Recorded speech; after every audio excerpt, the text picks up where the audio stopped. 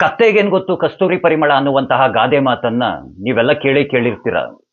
ಅದೇ ರೀತಿಯಾಗೇನೆ ಈ ವಿದೇಶಿ ತಳಿಗಳಿಗೆ ಏನ್ ಗೊತ್ತು? ಒಂದೇ ಮಾತರಂ ಗೀತೆಯ ವಿಶಿಷ್ಟತೆ.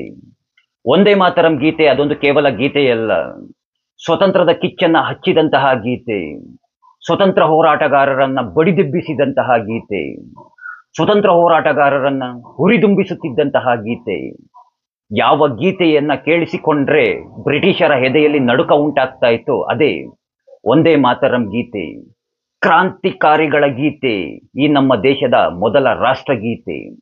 ಇಂತಹ ಪರಮ ಪವಿತ್ರ ಒಂದೇ ಮಾತರಂ ಗೀತೆಯಲ್ಲಿ ಈ ಕಾಂಗ್ರೆಸ್ಸಿಗರಿಗೆ ದುರ್ಗಾಮಾತೆ ಕಾಣಿಸೋದ್ರಂತೆ. ದುರ್ಗಾಮಾತೆಯನ್ನ ಕಂಡು ಎದುರ್ಕೊಳ್ಬೇಕಾಗಿರುವಂತಹದ್ದು ದುಷ್ಟ ಶಕ್ತಿಗಳು, ದುಷ್ಟ ಜನರು, ದುಷ್ಟ ಬುದ್ಧಿಗಳು. ಆದರೆ ದುರ್ಗಾಮಾತೆಯನ್ನ ಕಂಡು ಎದರಿದಂತೂ ಮಾತ್ರ ಈ ಕಾಂಗ್ರೆಸ್ಸಿಗರು. ಒಂದೇ ಮಾತರಂ ಗೀತೆಯಲ್ಲಿ ಕಂಡಂತಹ ದುರ್ಗಾಮಾತೆಯನ್ನ ಕಂಡು ಎದರಿದಂತಹ ಕಾಂಗ್ರೆಸ್ಸಿಗರು ಒಂದೇ ಮಾತರಂ ಗೀತೆಯಲ್ಲಿ ಬರುವಂತಹ ಸಾಲುಗಳಿಗೆ ಕತ್ತರಿಯನ್ನ ಹಾಕ್ಬಿಟ್ರು.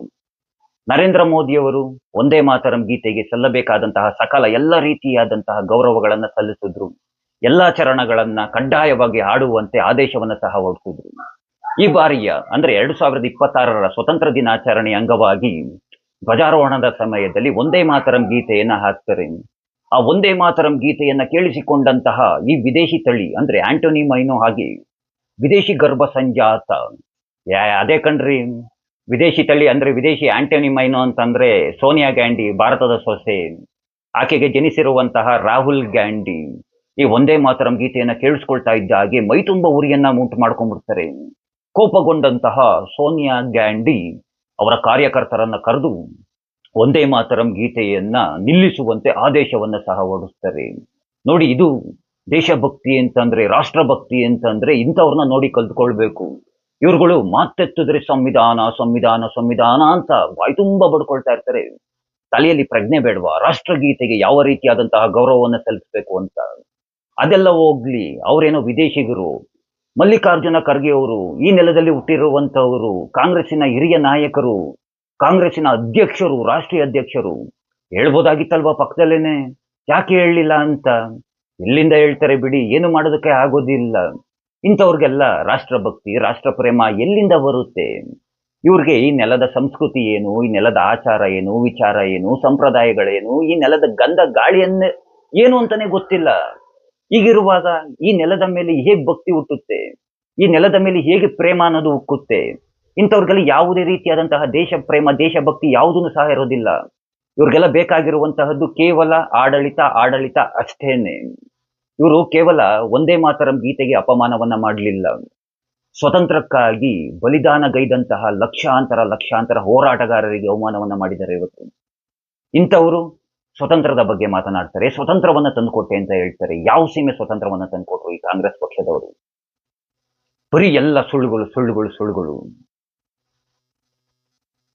ರಾಷ್ಟ್ರಗೀತೆಗೆ ಅವಮಾನವನ್ನ ಮಾಡ್ಬಿಟ್ರಲ್ಲ. ಅದು ಹೇಗೆ ಆಡ್ಬಿಟ್ರು ಅಂತಂದ್ರೆ, ಒಂದೇ ಮಾತರಂ ಗೀತೆಯನ್ನ ಕೇಳಿಸ್ಕೊಳ್ತಾ ಇದ್ದಾಗೇನೆ ಮೈ ತುಂಬ ಹಾಗೇನೆ ಪದಗಳನ್ನ ಬಳಸಬಾರ್ದು. ಇಂಥವ್ರಿಗೆ ಬೆಂಬಲವನ್ನ ನೀಡೋದಕ್ಕೆ ಈ ದರಿದ್ರ ನಮ್ಮ ದೇಶದಲ್ಲೇ ನಮ್ಮ ಜನ ಇದ್ದಾರೆ. ನೀವುಗಳು ಅಷ್ಟೇ, ನಿಮ್ಮನ್ನು ದೇಶದ್ರೋಹಿಗಳು ಅಂತಾನೆ ಕರಿಬೇಕು. ಇವರ ವಂಶಕ್ಕೆ ಜೀವನ ಪರ್ಯಂತ ಜಲ್ಲಿ, ಕಲ್ಲು, ಇಟ್ಕೆ, ಮಣ್ಣು ಎಲ್ಲ ಹೊರ್ತಾನೆ ಇರಿ. ನಿಮ್ಮ ತಾತ್ಯರು ಹೊರ್ತಾ ಇದ್ರು, ನಿಮ್ಮ ಅಪ್ತಿರು ಹೊರ್ತಾ ಇದ್ರು, ಈಗ ನೀವು ಹೊರ್ತಾ ಇದ್ದೀರಾ. ಮುಂದಿನ ಪೀಳಿಗೆ ನಿಮ್ಮ ಮಕ್ಕಳು ಓರ್ತಾರೆ, ನಿಮ್ಮ ಮೊಮ್ಮಕ್ಕಳನ್ನು ಓರ್ತಾ ಇರ್ತಾರೆ. ಅವ್ರ ವಂಶದವ್ರು ಹಂಗೆ ಬೆಳ್ಕೊಂಡು ಹೋಗ್ತಾ ಇರ್ತಾರೆ. ನೀವು ಗುಲಾಮಗಿರಿನ ಮಾಡ್ಕೊಂಡು ಇರ್ತಾನೆ ಇರಿ. ಹಾಗಾಗಿನೇ ನಿಮ್ಮನ್ನ ಗುಲಾಮರು ಅಂತ ಯಾವಾಗಲೂ ಕರೆಯಂತದ್ದು. ತಲೆಯಲ್ಲಿ ಬುದ್ಧಿ ಇತ್ತು, ಯೋಚನೆ ಮಾಡುವಂತಹ ಶಕ್ತಿ ಇತ್ತು ಅಂದ್ರೆ ಈಗ್ಲಾರು ಅರ್ಥವನ್ನ ಮಾಡ್ಕೊಳ್ಳಿ. ನೋಡಿ, ಯೂಟ್ಯೂಬ್ನಲ್ಲಿ ಸಿಗ್ತವೆ ವಿಡಿಯೋಗಳು ಇವ್ರದ್ದು ಅವಾಂತರಗಳು. ನಾನಿಲ್ಲಿ ಹಾಕೋದಕ್ಕೆ ನನಗೆ ಪರ್ಮಿಷನ್ ಇಲ್ಲ. ಏನೋ ನಿಮ್ಮ ದೇಶಭಕ್ತಿ. ಮತ್ತೊಮ್ಮೆ ಹೇಳ್ತಿದ್ದೀನಿ, ಕತ್ತೆಗಳಿಗೆ ಏನು ಗೊತ್ತು ಕಸ್ತೂರಿ ಪರಿಮಳ ಅಂತ ಹೇಳ್ತಾ, ಆ ಕೃಷ್ಣ ಎಲ್ಲರಿಗೂ ಒಳ್ಳೇದು ಮಾಡಲಿ. ಎಲ್ರಿಗೂ ನನ್ನ ಧನ್ಯವಾದಗಳು. ಜೈ ಶ್ರೀ ಕೃಷ್ಣ.